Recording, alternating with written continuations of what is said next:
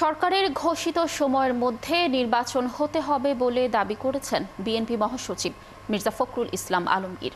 তার অভিযোগ, একটি দল গোটা আমলাতন্ত্র পকেটে নেয়ার চেষ্টা করছে। নির্বাচনের সময় আমলাতন্ত্র ও নির্বাচন কমিশন নিরপেক্ষ না থাকলে বিএনপি তা মানবে না বলে হুঁশিয়ারি দেন মির্জা ফখরুল। এছাড়াও তিনি ধানের শীষ প্রতীক নিয়ে অযথা বিতর্ক না করার আহ্বান জানান। মাহিল ইসলামের প্রতিবেদনে বিস্তারিত।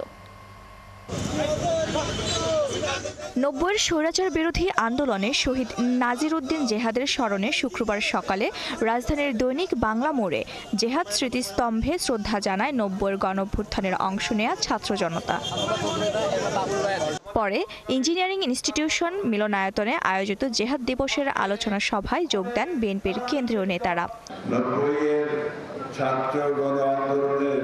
প্রধান অতিথির বক্তব্যে বিএনপির মহাসচিব মির্জা ফখরুল ইসলাম আলমগীর বলেন, সংস্কার ইস্যুতে বিএনপিকে জড়িয়ে অপপ্রচার করা হচ্ছে। আইন করে সংস্কার হয় না জানিয়ে তিনি আরও বলেন, গণতন্ত্র প্রতিষ্ঠা হতে পারে শুধু সুষ্ঠু নির্বাচনের মাধ্যমে।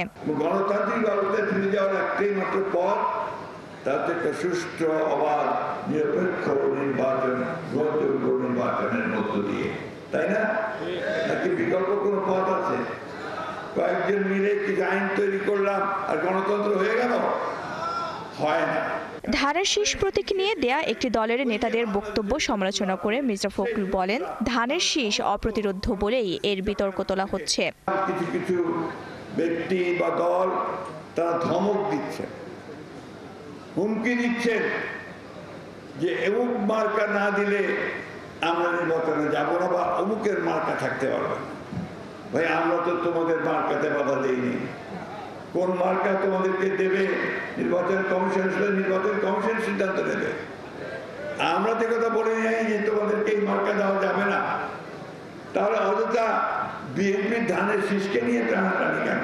একটি দল আমলাতন্ত্র নিজেদের পক্ষে নিচ্ছে বলেও অভিযোগ করেন মির্জা ফখরুল। হুঁশিয়ারি দিয়ে বলেন, নির্বাচনের সময় আমলাতন্ত্র ও নির্বাচন কমিশন নিরপেক্ষ থাকতে হবে। নির্বাচনের যে সময় নির্ধারিত হয়েছে সেই সময় নির্ধারিত নির্বাচন হবে। আমলাতন্ত্রকে কোনো একটি বরদাস্ত করব না।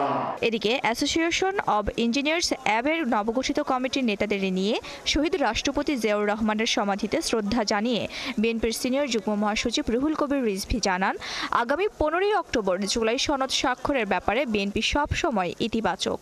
আমার বিশ্বাস সেই সিদ্ধান্তেই সব রাজনৈতিক দলগুলো পৌঁছবে। মাহিলা ইসলাম, ৭১, ঢাকা।